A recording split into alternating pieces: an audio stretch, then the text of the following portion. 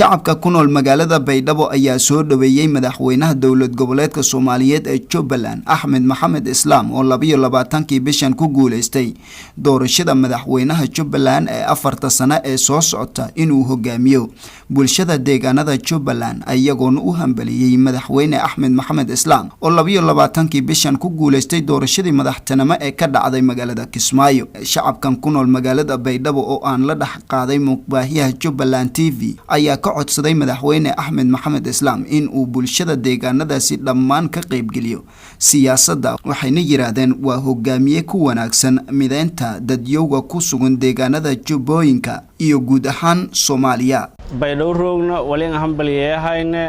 madaxweynaha cusub oo la doortay Axmed Maxamed Islaam oo la ku doortay Jubbaland iyo aan hambaliyayna madaxweyne guuleyso howl badan Kenyaala dad badan ka sugahay ummadda reer Jubbaland ida kiinka baahanyin hogaanka waana sida aragday ada hatta ka dareerta dadka idalkaba kiin baahanyin anoo magaaga la raaw asano Saagbreen ama Colonel Hassan Saagbreen maantan go'aa guriyay guulika guuleysay madaxweynaha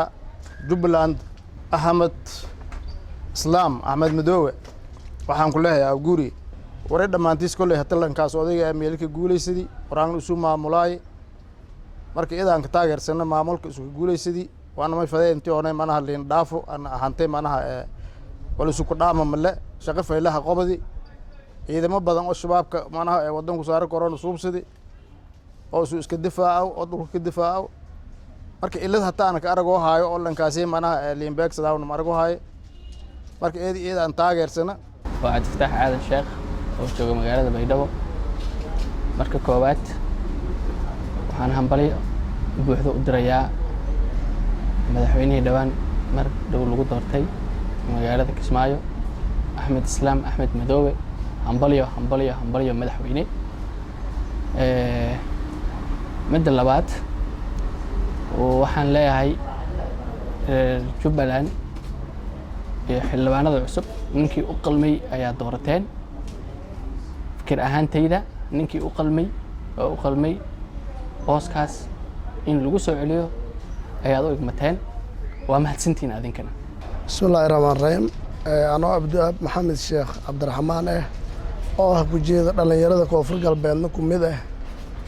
mayba fikirkay ka cabiray doorashada ku dheeday Jubbaland oo la ka doortay madaxweyne Axmed Maxamed Islaam Axmed Madoowe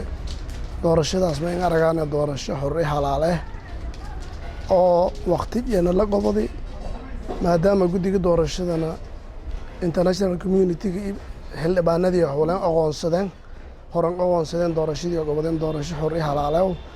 Axmed Madoowe mayba aan rajaynaa guul in Soomaalida inaysiina dadka Jubbaland ku jeeda oo idil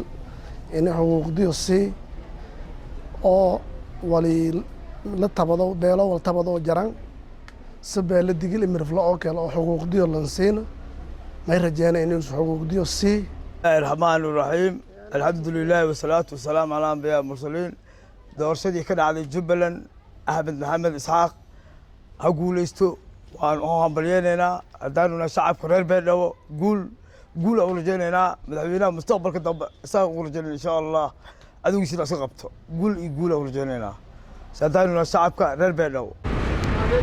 bulshada ku nool magaalada Baydhabo ee caasimadda Kumeer Gaar kuwa dowlad goboleedka Koonfur Galbeed ayaa maanta waxa ay hambaliyo u direen madaxweynaha dowlad goboleedka Soomaaliyeed ee Jubbaland Axmed Maxamed Islaam oo dhawaan lagu doortay magaalada Kismaayo ee caasimadda Kumeer Gaar kuwa dowlad goboleedka Jubbaland. Maxamed Aadan Socdaal TV-ga iyo raadiyaha dowlad goboleedka Soomaaliyeed ee Jubbaland magaalada Baydhabo Channai.